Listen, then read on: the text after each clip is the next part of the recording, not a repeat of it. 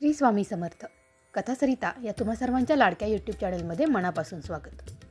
नवीन वर्ष सुरू होण्यासाठी आता 2-4च दिवस बाकी आहेत. या 2-4 दिवसांनंतर आपल्या आयुष्यामध्ये सगळ्यात उत्साह, आनंद आणि भरभराटीचे दिवस यावेत अशी माझ्याकडून तुम्हा सर्वांसाठी ईश्वरचरणी प्रार्थना. नूतन वर्षामध्ये आपण बाकी सगळ्याच गोष्टी जरी बदलल्या तरी त्यासोबत आणखीन एक गोष्ट बदलत असतो, ते म्हणजे कॅलेंडर. हे कॅलेंडर आपण वेगवेगळ्या ब्रँड्सचे किंवा वेगवेगळ्या शास्त्रानुसार आणत असतो. पण सगळ्यात अगोदर जेव्हा तुम्ही हे कॅलेंडर घरामध्ये आणता त्यावेळी तुम्हाला हे नूतन वर्षाचं आणलेलं कॅलेंडर योग्य दिशेला लावणं देखील तितकंच गरजेचं असतं. तुम्हाला ही गोष्ट अतिशय साधी वाटत असेल किंवा कदाचित त्याचा काहीच परिणाम होत नाही असं देखील वाटत असेल, पण तसं का नसतं. तर ह्या कॅलेंडरसाठी योग्य दिशेची निवड करणं देखील तितकंच महत्त्वाचं असतं. आता ह्या सगळ्या गोष्टी आपल्याला का सांगत आहे, याबद्दल काय परिणाम होतात याची माहिती मी तुम्हाला आजच्या व्हिडिओमध्ये सांगत आहे. कारण की ह्या योग्य दिशेची निवड करणं देखील तितकंच महत्त्वाचं आहे.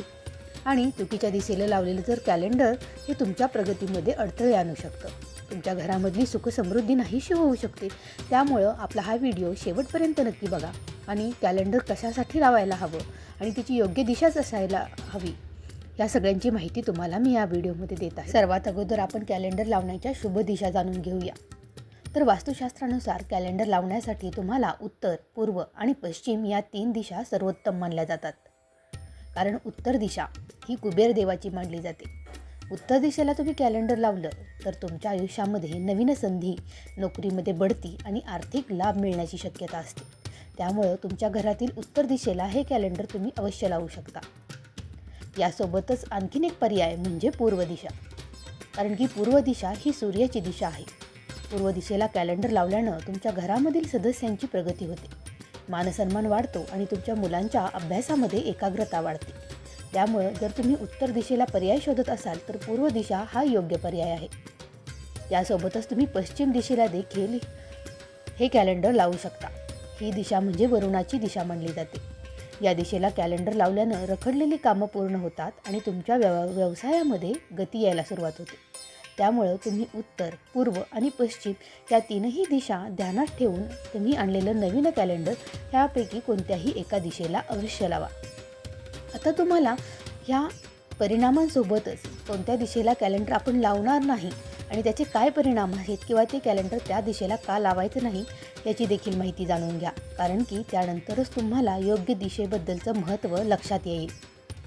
मैत्रिणींनो, वास्तुशास्त्रानुसार तुम्ही दक्षिण दिशेला कॅलेंडर कधीही लावू नका. ही दिशा म्हणजे यमाची आणि संथ गतीची दिशा मानली जाते. या दिशेला तुम्ही जर कॅलेंडर लावलं तर तुमचं आरोग्य बिघडतं, प्रगती खुंटते आणि घराच्या प्रमुखावरती मानसिक ताण येऊ शकतो. तर त्यामुळंच तुम्ही दक्षिण दिशा ही पूर्णपणे वर्ज करायची आहे. यासोबतच तुम्ही घराच्या मुख्य दरवाजाच्या मागे किंवा दाराला लागून कॅलेंडर कधीही लावू नका. यामुळे सकारात्मक ऊर्जेच्या प्रवाहामध्ये अडथळा येऊ शकतो. तर लक्षात ठेवा की दक्षिण दिशा ही तुम्हाला पूर्णपणे टाळायची आहे. यासोबतच नवीन वर्ष सुरू होताच तुम्ही जुनं कॅलेंडर लगेचच काढून टाका. जुनं कॅलेंडर तुमची प्रगती थांबवत असतं. कॅलेंडरवरती युद्ध, हिंसक प्राणी आणि रडणारे चेहरे किंवा ओसाड जागांची चित्र नसावीत. यासोबतच देवी देवता किंवा निसर्गाची चित्र असलेले कॅलेंडर तुम्ही अवश्य घेऊ शकता. कॅलेंडर हे फाटलेलं किंवा चुरगळलेलं नसावं. ते नेहमी व्यवस्थित आणि सरळ लावायला हवे. कॅलेंडर अशा ठिकाणी अजिबातही लावू नका जिथं वाऱ्यानं ते सारखंच फडफडेल. स्थिर कॅलेंडर हे स्थिरतेचं प्रतीक असतं. त्यामुळं तुम्ही हे कॅलेंडर खिडकीसमोर म्हणजे जेणेकरून जिथून हवा येत आहे अशा ठिकाणी लावायचं टाळायचं आहे. व्हिडिओला तुम्हाला सुरुवातीला सांगितल्याप्रमाणे आपल्याला वास्तुशास्त्रानुसार नवीन वर्षाच्या कॅलेंडरवरती काही शुभचिन्ह काढणं देखील तुमच्या घरामध्ये सुखसमृद्धी आणि सकारात्मक ऊर्जा आकर्षित करत असतं. हे अत्यंत प्रभावी मानलं जातं. त्यामुळं कॅलेंडरवरती तुम्हाला पुढील शुभचिन्ह काढायची आहेत आणि ती कोणत्या ठिकाणी काढायची आहेत याबद्दलची देखील माहिती मी तुम्हाला आता व्हिडिओमध्ये पुढे देत आहे. त्यामुळं आपल्या व्हिडिओला शेवटपर्यंत बघा आणि आपल्या चॅनेलला अजूनही तुम्ही सबस्क्राईब केलं नसेल तर सबस्क्राईब देखील करून घ्या. मैत्रिणींनो, स्वस्तिक हे गणपतीचं रूप आणि शुभकार्याचं प्रतीक मानलं जातं. त्यामुळं तुम्ही शक्यतो केशर, हळद आणि ओल्या कुंकवाचा वापर करून हे स्वस्तिक काढायला हवं. स्केच पेन किंवा शाईचा वापर यावेळी तुम्हाला टाळायचा आहे. यानंतर हे कॅलेंडरच्या पहिल्या पानावरती जिथं देवाचं चित्र असेल किंवा जिथं जानेवारी महिना सुरू होतो त्या वरच्या बाजूला तुम्हाला मध्यभागी हे स्वस्तिक काढायचं आहे. लक्षात ठेवा की स्वस्तिक कधीही उलटं काढू नका. त्याच्या चारही बाजूंना 4 टिपके द्यावेत जे धर्म, अर्थ, काम आणि मोक्ष यांचं प्रतीक असतात. या व्यतिरिक्त तुम्ही आणखीन खालील चिन्ह देखील काढू शकता. कॅलेंडरच्या वरच्या बाजूला तुम्ही शुभ आणि लाभ असं लिहिल्याने देखील तुमच्या घरामध्ये आर्थिक बरकत राहते. ब्रह्मांडीय ऊर्जेचं प्रतीक म्हणून कॅलेंडरच्या कोपऱ्यावरती तुम्ही ओम काढू शकता, ज्यामुळे तुमच्या घरामधील वातावरण नेहमीच शांत राहील. आणि यासोबतच श्री हे लक्ष्मीचं प्रतीक आहे. कॅलेंडरवरती श्री लिहिल्यानं ऐश्वर्य प्राप्त होत असतं. कॅलेंडरच्या 4ही कोपऱ्यांवरती हळद आणि कुंकवाचे 5-5 टिपके लावणं हे देखील तितकंच शुभ मानलं जातं. त्यामुळे तुम्ही वरील 5 चिन्हांचा नक्कीच वापर करा आणि तुमच्या कॅलेंडरला शुभ बनवा. हे चिन्ह काढत असताना सगळ्यात महत्त्वाची म्हणजे तुम्ही काळजी घेणं देखील गरजेचं आहे. चिन्ह काढण्यापूर्वी तुम्ही हात स्वच्छ धुवायला हवेत आणि स्नानादी सर्व गोष्टी उरकल्यानंतर देवाजवळ दिवा लावल्यानंतर तुम्हाला हे काम करायचं आहे. कॅलेंडर भिंतीवर लावण्यापूर्वी तुम्हाला सांगितल्याप्रमाणे तुम्हाला दिशेचा देखील विचार करायचा आहे आणि ते कॅलेंडर जमिनीवरती किंवा पाटावर ठेवून हे चिन्ह काढा. चिन्ह काढण्यासाठी काळ्या रंगाचा वापर हा पूर्णपणे टाळायचा आहे. यावेळी तुम्ही केशर, कुंकू आणि हळद हे 3च रंग वापरू शकता. वास्तुशास्त्रानुसार जर तुमच्या कॅलेंडरवरती आधीच कोणत्याही देवदेवतांचे जर फोटो असतील तर त्या फोटोला स्पर्श न करता बाजूला किंवा वरच्या कोऱ्या जागेत हे चिन्ह काढा. यामुळे कॅलेंडर केवळ तारीख बघण्याचे साधन न राहता एक वास्तुयंत्र म्हणून काम करू लागेल आणि तुमच्या घरामधील प्रत्येक गोष्टीमध्ये प्रगती आणि सुखसमृद्धीची भरभराट होईल. आता हे जे मंत्र तुम्ही म्हणणार आहात ते देखील तुम्हाला प्रत्येक चिन्हाच्या वेळी वेगवेगळ्या प्रकारचे मंत्रोच्चार करायचे असतात.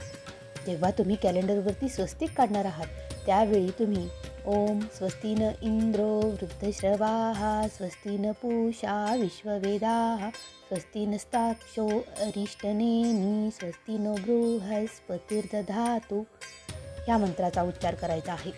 महान कीर्ती असलेला इंद्र आमचं कल्याण करो, सर्वज्ञ पूषा देव आमचे कल्याण करो आणि संकटांचा नाश करणारा गरुड आमचं कल्याण करो आणि बृहस्पती आमचं रक्षण करो हा त्याचा अर्थ होतो. जर तुम्ही श्री किंवा लक्ष्मीची चिन्ह काढणार असाल तर त्यावेळी तुम्ही ओम श्रीं ह्रीं श्रीं कमले कमलालये प्रसिद्ध प्रसिद्ध श्रीं ह्रीं श्रीं ओम महालक्ष्मे नमः ह्या मंत्राचा उच्चार करायचा आहे. घरामध्ये समृद्धी येण्यासाठी जेव्हा तुम्ही श्री लिहिता किंवा हळदी कुंकवाचे ठिपके लावता त्यावेळी तुम्ही हा मंत्र अवश्य म्हणा. तुम्हाला अगदीच हा मंत्र म्हणणं शक्य झालं नाही तरी तुम्ही ओम महालक्ष्मे नमः हा अगदी साधा सोपा मंत्र देखील म्हणू शकता. कॅलेंडरवरती तुम्ही ओम लिहित असताना ब्रह्मांडाचं प्रतीक असलेलं हे ओम हे चिन्ह ओम अपवित्रः पवित्रो वा सर्वावस्थां गतोऽपि वा यः स्मरेन् पुंडरीकाक्षं स बाह्याभ्यंतरः शुची या मंत्राने तुम्हाला हे चिन्ह काढायचं आहे. शुभकार्य सुरू करत असताना तुम्ही वरील मोठे मंत्र म्हणणे जर कठीण जात असेल तर तुम्ही पुढील साध्या मंत्रांचा देखील उच्चार आणि प्रभावी आणि अशी नामावलीचा देखील जप करू शकता. यामध्ये तुम्ही ओम गंग गणपतये नमः या मंत्राचा अथवा शुभं करोति कल्याणम आरोग्यम धनसंपदा या आपल्या शुभं करोतीचे देखील पठण करू शकता. ही चिन्ह काढत असताना तुम्हाला तुमचं पूर्ण लक्ष त्या चिन्हावरती आणि देवाच्या स्मरणामध्ये असावं. चिन्ह काढत असताना नेहमी ते अनामिका बोटानं किंवा कुंकवाच्या काडीनं हे चिन्ह काढायचं असतं. शक्य असेल तर तुम्ही सकाळी अंघोळ केल्यावरती पूर्व दिशेकडे तोंड करून हे कार्य करायचं आहे. तर अशा प्रकारे तुम्ही नवीन वर्षाच्या सुरुवातीला मंत्रोच्चारासह शुभचिन्ह काढल्याने तुमच्या घरामध्ये वर्षभर सुखसमृद्धी नांदत असते. त्यामुळं यंदाच्या वर्षी तुम्ही आणलेलं हे कॅलेंडर असंच सुनं म्हणजेच रिकामं ठेवू नका. त्यावरती अशा शुभचिन्ह काढून ते योग्य दिशेला अवश्य ठेवा, जेणेकरून तुमच्या घरामध्ये यंदाच्या वर्षी काहीही अडथळे येणार नाहीत अथवा आले तरीही त्यांना सामना करण्याचं पावित्र्य किंवा तेवढी ताकद तुमच्यामध्ये आपोआप निर्माण होईल. तर आपला हा व्हिडिओ तुम्हाला कसा वाटला ते मला कमेंट करून नक्की सांगा. यासोबतच आणखी काही माहिती हवी असेल तर ती देखील तुम्ही मला कमेंटमध्ये नक्की विचारू शकता. आपला व्हिडिओ आवडला असेल तर आपल्या मित्रमैत्रिणींना अवश्य शेअर करा आणि सबस्क्राईब केलं नसेल तर आपल्या चॅनेलला सबस्क्राईब देखील करून घ्या. तुम्हाला सर्वांना येणाऱ्या नवीन वर्षाच्या खूप खूप शुभेच्छा. श्री स्वामी समर्थ.